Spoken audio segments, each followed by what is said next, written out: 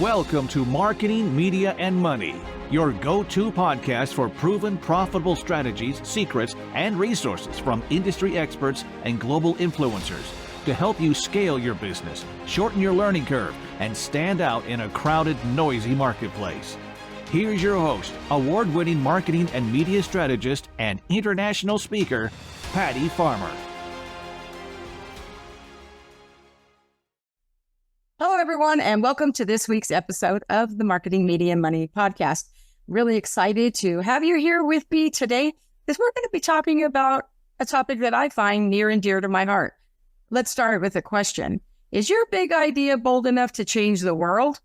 Well, today we're going to be discussing how to turn your unique voice into your greatest competitive advantage and learn the secrets to crafting a big idea and how to overcome fear, embrace authenticity, and create a lasting impact in today's world. And my guest today is Jess Sato, and she is passionate about helping women globally use their unique skills, expertise, and voice to create opportunities for themselves and others. As the founder and CEO of Jess Sato Consulting, a speaker coach and business growth strategist, Jess guides female thought leaders and entrepreneurs in the social impact space through a unique process to hone in on their big idea, create a core messaging strategy, and boldly leverage it as their competitive advantage. Thanks so much, Jess, for being here, because I'm really excited about that, because I just love everything about big idea. Thanks for having me. I'm so excited to be here. And so let's just dive right in. So I have to tell you, I love big idea. I have so many of them. My process is like, what do I do with all the big ideas that I have, right? But for the audience, can you explain what you mean by a big idea and why it's crucial for female thought leaders to articulate this clearly in their journey? Yeah. So I actually love that you started off by saying, like, I have so many, because I actually think that is a challenge that a lot of people have. So for me, a big idea is essentially a bold or audacious thought or concept that we use to create impact in the world. And for most of us, we do have a whole plethora of ideas, partly because we're all experts in our field. And so it's really hard to like narrow it down into something that you're like, oh, okay, this is it for me. And so, I know we're going to get into the conversation about big ideas and how do we know if they're big and bold and audacious and all of that. But yeah, at the core, it's an idea that really forces other people to take notice. Right? It's something that like catches your eye and you're like, oh, wow, I've never really thought of it that way before. Or, oh, wow, that's a completely unique perspective that I would never have thought about that on my own. And that's really the goal for us as business owners, is to have an idea that really cuts through the noise and allows people to take notice. And I think it's really interesting about where people's big ideas show up. Like, I know that I get a lot of them when I am sleeping. Mm-hmm. I keep a pad next to my bed because it used to wake me up and I wouldn't get any sleep. Now I know, just wake them up and write them down and then I can go back to sleep. I also get them in the shower. I actually keep a waterproof little marker thing in my shower, and I'll write on the shower wall and stuff though. So you never know when you're going to get struck by a great idea. And it only takes one idea to be $1 million idea, right? So I totally think that, sometimes they kind of whisper and sometimes they just kind of slap you upside the head, and they come from everywhere, like every single day. It's knowing which are the ideas that you should act on, right? And which ones that, for me, I have a parking lot. That's what I call it, where I put them because I just don't have the capacity right now. I don't want it to go away because you just never know, right? Yeah. You just never know. So I know that you've developed the BOLT framework, which I love. Right. And I have to tell you, I just love a framework. Whenever somebody has a framework or a process or a roadmap, whatever, I just think it is beautiful because it's so much easier to follow. Like, it takes away a lot of stress, right? It's like, oh, there's a framework. Oh, fabulous, right? Exactly. So you've developed this BOLT framework. Can you tell us what it stands for and then kind of walk us through each of the elements and kind of explain to us how they contribute to this powerful big idea? Yeah. Well, before I jump into that, I want to clarify one thing that I think is important for people to think about. And that is, you're right. As entrepreneurs, we actually do get tons of ideas, like you said, in the shower, out walking, while you're sleeping. And those are important because they, kind of feed the fodder for business growth. They give us some sense of newness. When I'm talking about a big idea for a business, this is almost a more foundational concept. And if I use this in the context of like social impact or social impact entrepreneurs, which happens to be the space I'm in, it's really about how you are going to, or your unique perspective on how you're going to shift the narrative around whatever is happening in your industry, in the world, in your community, whatever space you happen to be in. So when it comes to the BOLD framework, the question I got a lot is, how do I know if my idea is big enough? Because more often than not, I have found that for women, we tend to minimize our own ideas. In fact, I was on a call earlier today with a client, and I could hear her starting to tamp down or sort of like assume that other people knew her perspective, or that it was kind of like common knowledge, when in reality, it's not. And so this question kept coming up, like, isn't my idea big enough? Like, what if it's not bold enough? And so as I started thinking more and more about big ideas, right, that's where this idea of audacious, bold came forward. And I thought, you can't always just create a big idea. A lot of times you need a way to know when it's happening. And I thought, how do you know when that's happening? And this idea of a lightning bolt came down, right? We think about light bulbs and ideas and all this stuff. And, funny enough, I know that you love a framework, and I do too, but I don't usually think in frameworks like that. And so this came out of nowhere for me. And so bold, like a lightning bolt, you have a lightning bolt idea when it is bold, original, loud, and tenacious. So what do I mean by each of those? A bold idea is an idea that makes you uncomfortable. Like, if your idea doesn't make you squirm a little to be putting it out into the world, if you're talking about something and it's just like run of the mill, if everybody else is talking about it, it doesn't have any real effect. And so I look at boldness as a measure of discomfort. Like, we don't want to be too bold, right? Because sometimes the message can't be received, it can't be heard. Sometimes it's too ahead of its time. But if it doesn't make you uncomfortable at all, I encourage you to really like dial it up a little. Like, how can you frame that idea in a slightly different way? How can you talk about it in a way that is a little bit more audacious? Not because you want to, get clicks or any of that sort of like false stuff. This is really about how can we say it in a way that has an impact and that gets people thinking about whatever your big idea is, the change that you want to see, the approach that you're trying to challenge. How can we get them to think about it differently? The second is original. And you can argue that there are, in some ways, no original ideas. But the way I like to think about this is your idea has to come from you. It has to be authentic to you. And usually that is a product of your experience, your expertise, the passion, like how you came to that idea honestly. And that becomes really important because, again, it's a thing that allows you to start to shift and differentiate yourself in the marketplace. Loud is not necessarily volume, although sometimes it is. What I mean by loud is, does the message cut through the noise, right? There's 1,000,001 people out there talking about everything under the sun, and probably a lot of people in your own industry. So how are you framing your message in such a way that it lands differently than everybody else's message? Some of that could be the way you have framed it based on, your own unique story. Some of it can be the actual words that you're using. Some of it can be the stories, right? There's a lot of ways to impact that loudness component. But again, it's all about how do you cut through the noise. And T is for tenacious. And that is because, and you know this very well, ideas need to have legs. They need to have staying power. And more often than not, a couple things happen. Either people give up on their own idea before it's actually had a chance to work. So it's like you put it out there, a day later, you're like, nobody responded. I guess this isn't good enough. That's not the case. A lot of times people just need a chance to allow that message to percolate or to, for them to sit with it, but it has to have some level of tenacity. The other component to that I think is important is we need our ideas to be resilient. They have to have some staying power.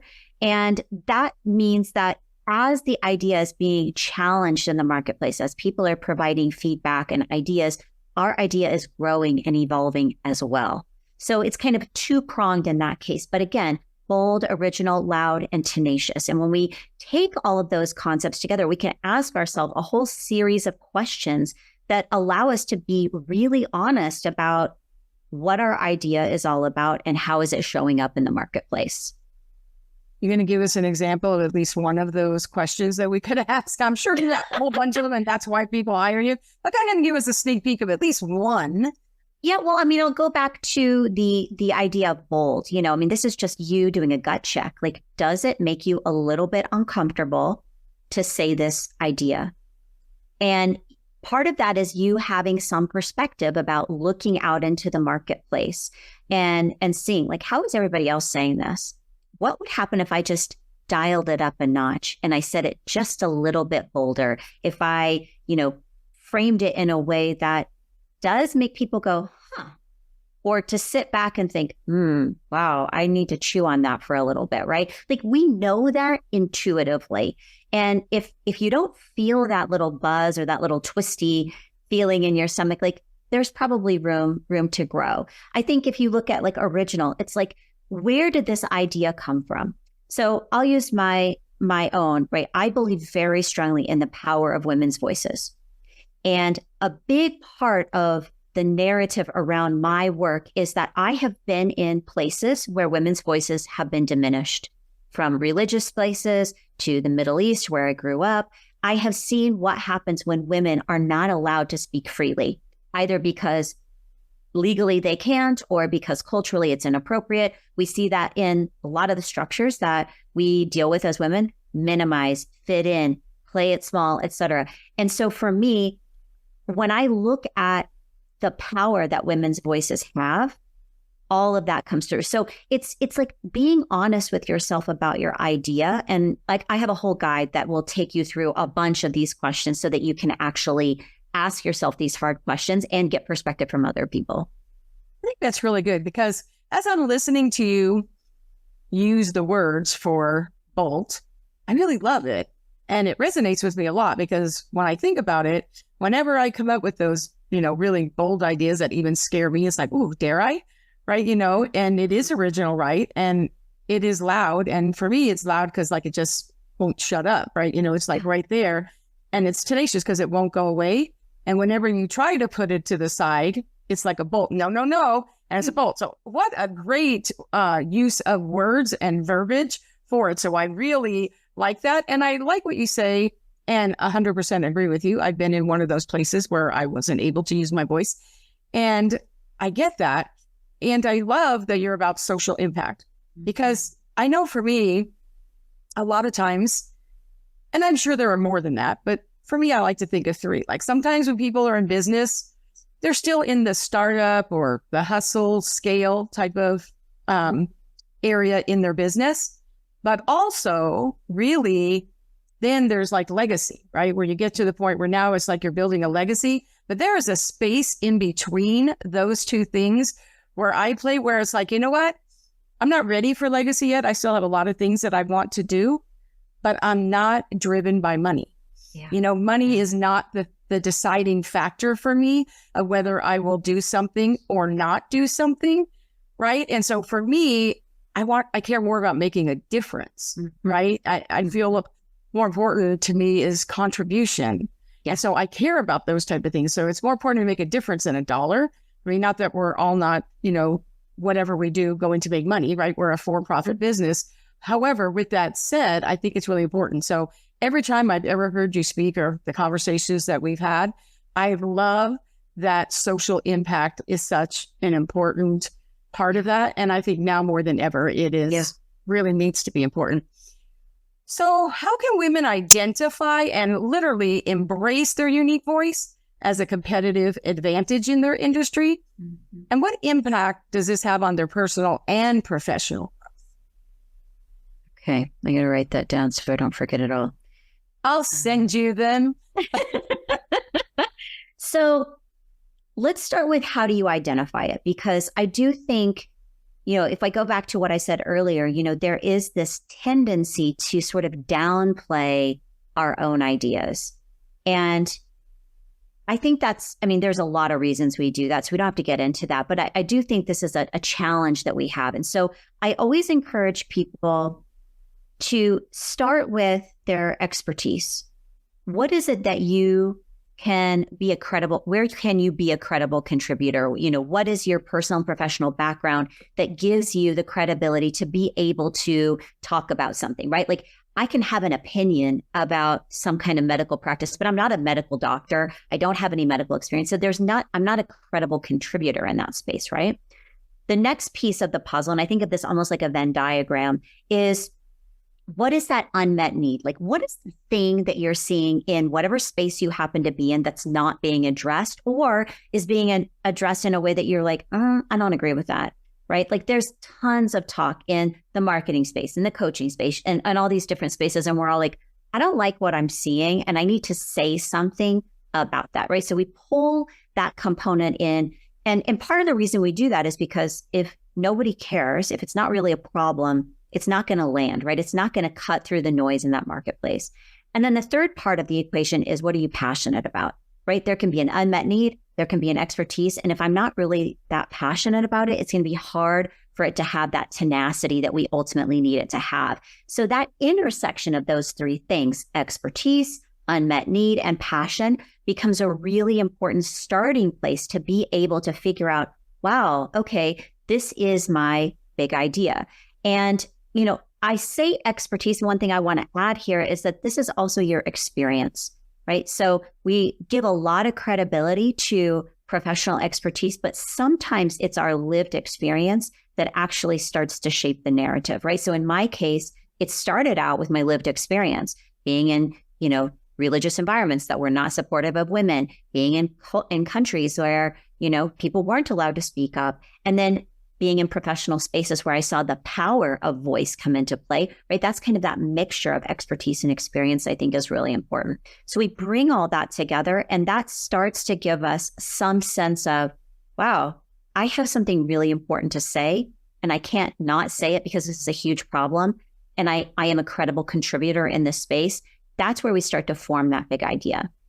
That big idea is then used as a tool in the business. It can be used in a lot of different ways, whether it's sort of that foundational thing that connects your purpose, right? Your unique approach to solving whatever problem that you're seeing in the market or in the industry or what have you, now all of a sudden shapes the way in which you do business. So I think of it as almost like an operational filter that, is used as a tool. It's also used as a tool for marketing and shaping the messages that you're putting out there, framing the offers and the way in which you deliver those, the people that you're serving, right? It really becomes this very foundational thing that you use to manage, run, grow, and build the business. And to your point around the legacy, it's not just about the longer term implications. It's like, how can I be of service right now with this very idea? So when you think about it in that way, now all of a sudden you have this very unique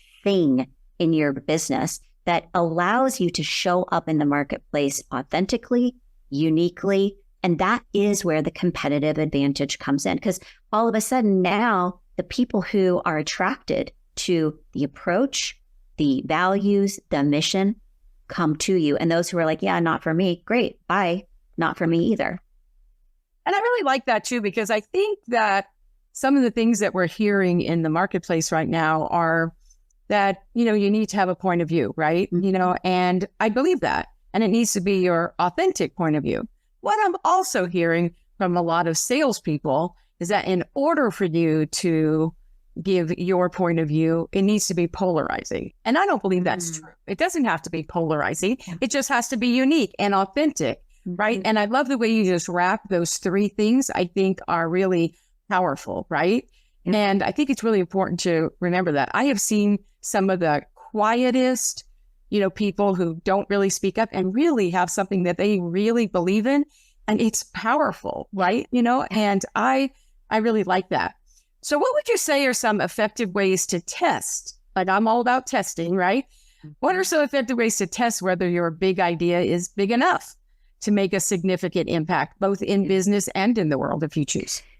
Yeah, I want to say something about the whole polarizing piece because I wholeheartedly agree with you, right? I do not think it makes any sense as a business to just drop a bomb for the sake of dropping a bomb, right? Now, are there times where you may need to be a little bit polarizing or sometimes a lot polarizing? Possibly, but I don't think being polarizing for the sake of being polarizing serves us. And I have seen a number of instances where it really backfires. So I really want to validate what you're saying here, which is that polarizing is not what we're talking about here. When we talk about bold, audacious, big ideas, cutting through the noise, it's finding your unique way of doing that.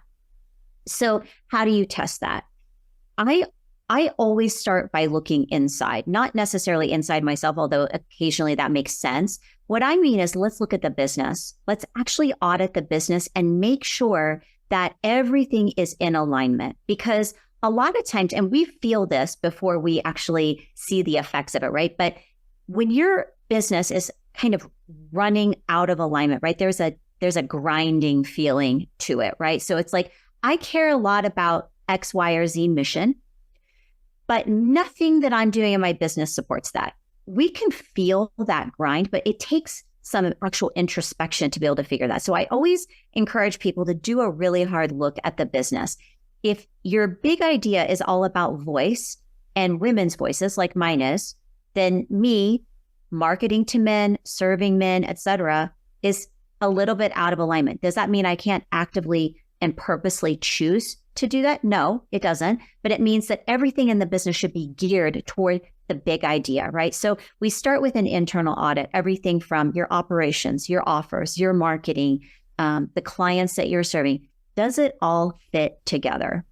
The second way that I encourage people to think about how to get some validation or some feedback is to just talk about it, right? And if it's too scary to talk about, right? If it feels too big, too bold, then let's start the conversation with people in your inner circle. What's their reaction? Do they hear what you say? And especially if your inner circle is made up of people who don't look and think like you, even better, right? So we can really start to, get the idea out there in little ways. And that can be on public stages. It can be on social media. It can be conversations that you're having. The third way I like to encourage people to do it is just write about it, right? Sometimes it's hard, especially with big ideas, to articulate them in a really coherent fashion. I mean, that's the work that I do, and I help people do that. But sometimes it can help to just write it. So I'm a huge blogger. I have been blogging for a long time, and I find that I can get my thoughts out more clearly when I write about it. And then putting that out in spaces where I can get feedback is important. And then the last thing I often encourage people to do is just try to identify partners in this process with you, right? There are a lot of people who share the mission, who share a similar perspective, even if it's different and unique from yours. So identifying who those people are and then using that as a sounding board to get feedback, to, massage the idea, to allow the idea to grow and morph. That, I think, those are some really powerful ways to actually take that idea and do something with it right this very second. I think that is really important. It's always great to have that trusted circle of people that you can do that with. So how do you guide women in creating core messaging strategy that effectively communicates their big idea, specifically to a global audience? We live in a global world now, right? And so when they are creating that, and right now, messaging is such a huge component, especially with, the onslaught of AI and wanting to keep that human connection, right? But we really wanted to effectively communicate our big idea, right? So how would you say you guide women in that? Yeah. This is the magic, I guess. I mean, I have found that most of the time we do not give ourselves the space to actually sit down and say the things that we really want to say, right? If I had a mantra, it would be say what you want to say, because most of us are not doing that. And so the way I do that with my own clients is, I give them some deep thinking work that I really want them to sort through that's honing in on that Venn diagram I talked about: expertise, experience, passion, the larger mission, the unmet need, like all of those things. And we're digging into that work together. And more often than not, it's me holding space for them and asking them really hard questions, like really forcing them to articulate what they want to say. And, it's kind of messy. I often say it's the sausage making part of the work, because a lot of times as experts, we have a lot of ideas. They're scattered. We have depth, and it's really hard to sort through that on our own. And so by creating a container for people to actually be free to speak, to be messy, to play around with what that idea might look like, that's, like I said, it feels a little bit magical, because we get to the other side of that work and it's like, wow, I now have a clear, coherent, concise statement that, captures what my big idea actually is. And then from there, we can build out a whole framework for how this shows up in their messaging, everything from, the basics like content pillars to where am I actually going to deliver this message, right? It's not necessary to do it on all the platforms. Like figuring out what's the right platform for you is a really important part of that. And the empowerment piece for women's voices is, comes as a result of that work, because the more clear you are in your own mind about what you think, why you think it, and why you are the right person to do it, all of a sudden it makes it that much easier, not less scary, but easier to actually say the thing. And figuring out where you can do that, sometimes in baby steps, especially if it is a big, audacious idea, is really important. And so we look at where does this message need to land and build out a whole strategy and plan for doing that very thing. For some people, that's going to be big stages like TED, TEDx, Disrupt HR, some of these other places could be big keynotes. For others, it might look a little bit different. But again, it depends a lot on the person's goals as a business owner, their professional goals as a human, the impact that they're trying to make. We kind of factor all of that in to the process. And I think that is really important too, because I think not everybody wants the same thing. And we don't always think about that, because I know that as a marketing strategist, I hear all the time that, everybody doesn't want to have, travel the world and own their own plane and make, $5 million, right? Yeah. And so, when I'm working with my clients, like I always want to say, well, let's going to talk about lifestyle. What's the lifestyle? Mm-hmm. Then I'll help you build a business that supports that lifestyle, not the other way around. Yeah. But with that said, I think a lot of times people try to put us, specifically women, I find more often than not, into a space, right? Because I really feel like when we have this idea, sometimes in the beginning, we're still trying to figure out how to leverage it, right? Like, oh, okay. But what I love that you're saying is we're talking about audience, right? We're talking about core messaging right now. But if we go even further than that, right? And we do care about change and making an impact and making a difference, if you wanted to take your idea, right, your big idea, and leverage it to maximize its impact and to really drive meaningful change in today's world, what are some strategies that you would have for how to leverage that big idea? Yeah, I think like you said, it kind of comes down to like what the goals are. But I find probably one of the most effective ways is through speaking, right? People really getting out there and having a cohesive, coherent message, and doing it on stages where the people who have the ability to make that happen and to run with it are actually going to be able to do something with it. And that could be, impact partners, but it also could be people who have the cash to invest in whatever it is you're doing. And that could be just purchasing your services, depending on the business model you have, could be, partnering with you from, a donor perspective, if you are a nonprofit leader. Like there's just a lot of things there. But I have found almost consistently, and this is why I always say, using your voice as part of it, is because people do need to hear and see you saying the thing, right? It's not enough to just kind of be behind the screen. So, for a lot of my clients, these are, true thought leaders and experts in their field who are out on the TEDx stage, who are speaking at, Disrupt HR, really trying to challenge the narratives of those who are delivering big keynotes, because they are leading the conversation in the spaces that they happen to, work and serve. And so, again, it for the vast majority of the clients I'm working with, they are not in the startup phase. These are businesses much like yours, where you've been at it for a long time, you know how to deliver results, and it's no longer just about the money. The money is an important part because it's a tool, right? It allows us to continue to grow and create impact. But part of it is, what is it that I want ultimately my legacy to be? How do I want to show up as a human who is serving in whatever capacity makes sense for me? And so, getting yourself on stages or in sometimes publications, could be PR related work. All of those can be a factor in this process.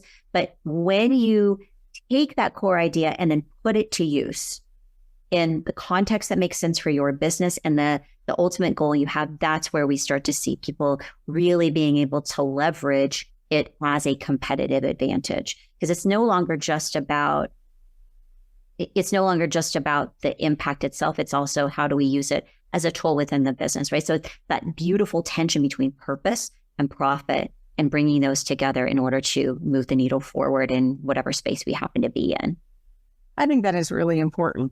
So one of the things that is also really important to me, because some of my core values are contribution and community.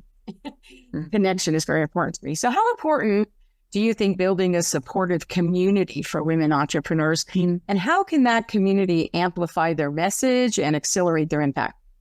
Yeah, I love this, because if we're talking about big change, you cannot do that alone. So having a community of other people around you, whether they're women or a mixed group, right, sort of doesn't matter, except that it's kind of comes down to preference and what you're trying to do. But I have found, for me personally, when I surround myself with other people who look different, think different, all of those things become a really important factor and allow our respective ideas to grow together. And, I don't want to get too hung up on the whole like-minded thing, because I do think there is a lot of benefit to being surrounded by people who are also challenging your thinking and your idea, right? Again, that's how the ideas evolve and mature and continue to be relevant.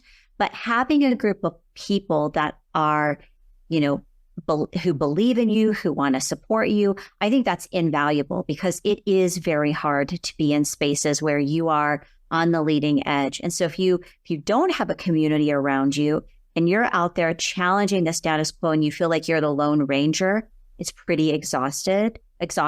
And that's where we start to see burnout, et cetera. So having that community becomes a really important tool for growth, but also for, providing protective factors that allow you to kind of persevere, or for other people to help carry the load.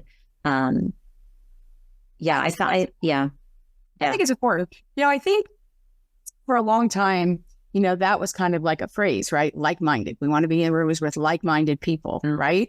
It's also true that as a general rule, when we're hiring or when we're hanging out with people, we tend to hang out with people who think like us, right? There's so much talk right now about how when you're hiring a team, we tend to hire people who think like us, but that's not necessarily the best thing, right? You want people who don't think like you.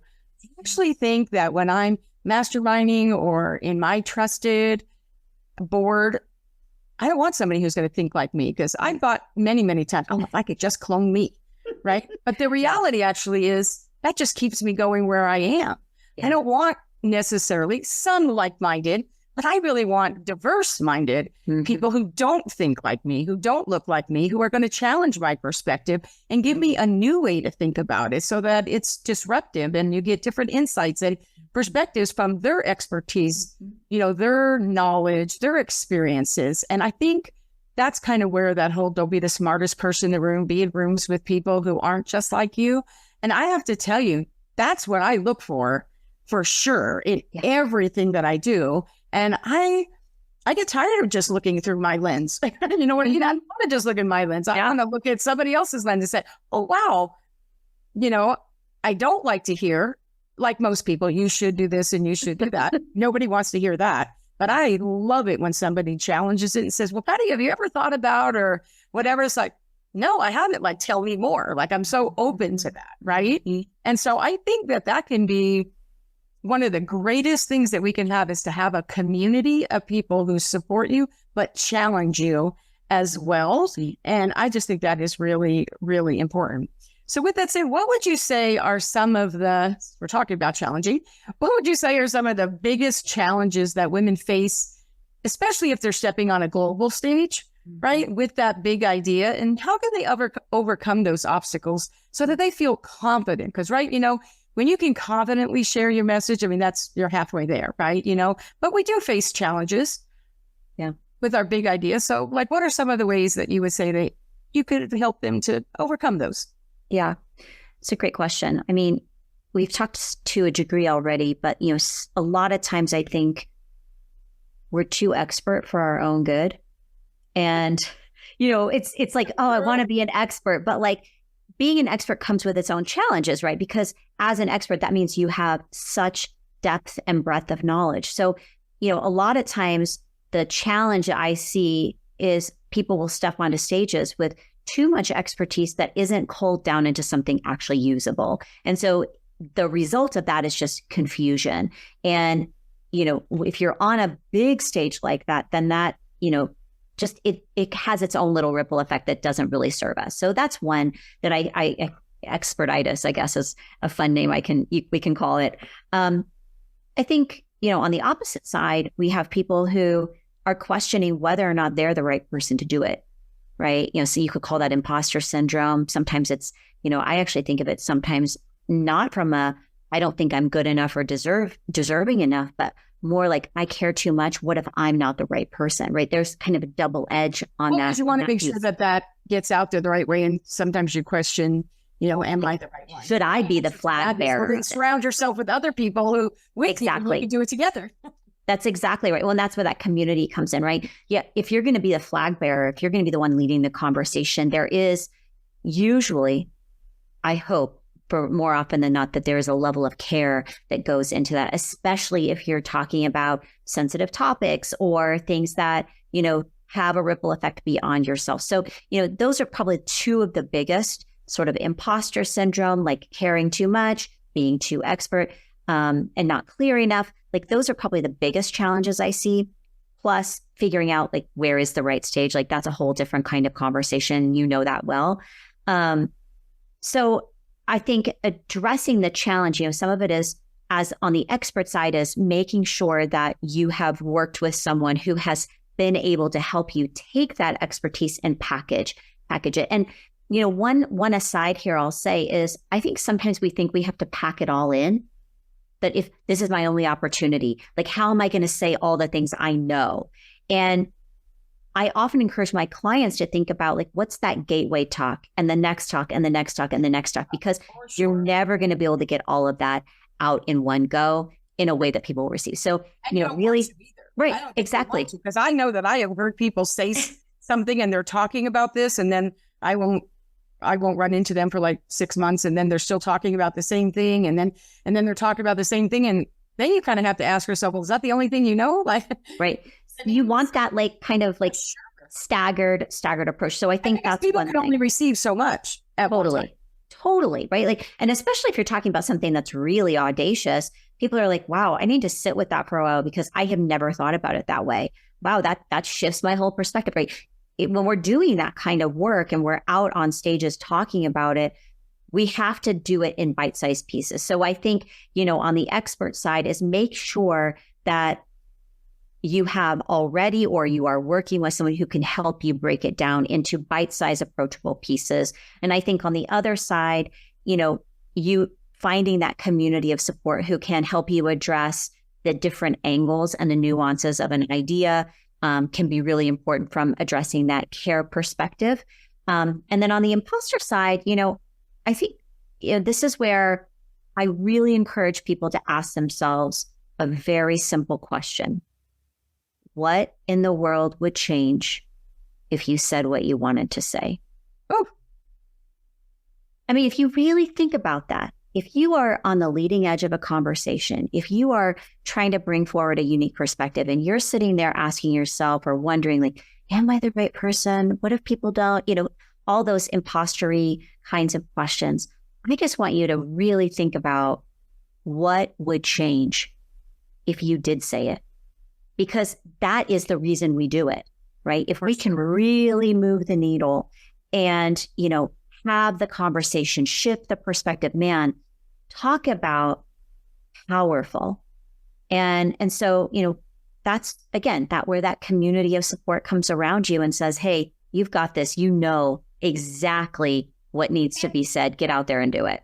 and sometimes it's like, well, if not you, who? Right? If not you, who? Like, who wants to be sitting back thinking, you know what? I was going to do something about that and this happened and I could have helped and maybe I should have stepped up sooner. And who wants to do that? Right. So, but again, if you have a supportive community around you, so you're thinking to yourself, oh, I'm not alone. Right. Yeah. Yeah. So, one thing, Jess, one thing, if I could just add one thing, I do want to acknowledge that sometimes we are in circumstances where it's actually not safe for us to say the thing. Oh, for sure. Right. Where maybe you live in a country where you're not free to do that. Or maybe, you saying that thing is, potentially detrimental to, your career, et cetera. So I want to acknowledge that there is some nuance here. It's not just as simple as don't be an imposter, say the thing. Like, I do want to acknowledge that, there is nuance to this conversation. And so that's another reason why, if you have the space to say it, and you're in shared community, we can provide cover for one another in a way that, sometimes the person who really should be saying it doesn't feel like they can say it. No, I think that makes a lot of sense. So I know, Jess, that you help people in a lot of ways, like I know that you do. But what is the thing that you're the most excited about? What's the project or the thing that you're doing right now that if you just really kind of giving you the microphone, right? That if you want to talk about that one thing, what's the one thing that you're doing right now that is really helping women to transform their passion and their ideas into actionable plans, right? That actually lead to tangible results in their business and beyond? What would that one thing be? I call it my big idea intensive. It really is this work that we've been talking about this entire time. It is helping a woman and creating a space for a woman to really dig into her expertise, her purpose, her passion, and then figure out what is her big idea, and then building out all the elements that are necessary for her to use it as a tool to grow her business, yes, and to create the impact that she really wants. So that big idea excavation, the marketing and messaging framework, and then figuring out what those visibility opportunities are for her and uniquely for her. That is a space that I could just bathe in. I adore being in process with people as they are coming to clarity around what their big idea is and how they can actually use that to create real change in the world. That is so beautiful. And you showed up with a gift that's going to help do all of that, right? So is your big idea big enough, right? So tell us a little bit about the gift that you have. And so whether you are watching this on YouTube, and please subscribe if you're there, or you're listening to it, whichever one of those, just look down and there's a button right here where you just have to push the button to get the gift. But tell us about the gift. Yeah. So we talked about the BOLD framework. And like I said, one of the biggest questions I get from people is my idea big enough? And so I put together an entire, I just kind of call it a framework or tool to help people assess the 4 different areas. So it's like, take your idea and run it through the BOLD filter, the original filter, loud, tenacious filters, and use that as a way to zhuzh up your idea, to dial it up, or in some cases, dial it down because maybe it's too audacious, right? But figuring out like how to bring more life to the idea. So you can grab that at jessicasato.com/bolt, BOLT. And like you said, it'll be It'll be in the show notes. The button will be right there. Yes. But so I have to tell you, you were so generous with your expertise, as always, Jess, right? But this is the portion of the show where I always like to say, you've shared so much, but it is the Marketing, Media, Money podcast, right? So if we had to narrow your strategy down, what would be your number one strategy if you had to give one? Okay. I guess aside from having the big idea, I would say show up consistently, right? That seems like super obvious, but and I know that being consistent is not always easy. And I like to differentiate consistency with constancy, right? A lot of people think I've got to be on social media 24/7. I've got to be on all the platforms. That is not effective. So for me, it's pick your thing, pick your platform, pick your message, and then show up consistently. Don't disappear. Don't be sporadic. Be upfront with people about where you're going, why you're doing that, why you're taking a hiatus, whatever that might look like, because consistency builds trust. And if you're disappearing all the time, if you're a post here, a post there, but no cohesiveness, people are going to question whether or not you're actually in it with them, right? And from a client pipeline perspective, from a business growth perspective, consistency is the key. Oh, that is so important. Jess, thank you so much for being here with me today and for being so generous with your brilliance. What is the best way for people to connect with you? Yeah, well, I spend most of my time on LinkedIn, and you can find me over there, Jess Sato, and on my website, jessicasato.com. That is fabulous. So again, thank you so much for being here with me today. It has been an absolute pleasure to have you. Thank you so much. I loved this. Awesome. And to my audience, thank you so much for spending another episode with us. We appreciate it. And if you've enjoyed this episode, and I am sure that you did, please make sure to like it and review it on your favorite listening platform. And if you haven't already grabbed our sister publication, the Marketing, Media, Money magazine, please take a moment to do that at m3digitalmag.com. Until next week, thank you so much. Have a great week. Thank you for joining us today on the Marketing, Media, and Money podcast. To shorten your learning curve even more, make sure to grab your free copy of the Marketing, Media, and Money magazine at m3magazine.com. That's M3magazine.com. I promise your business will thank you.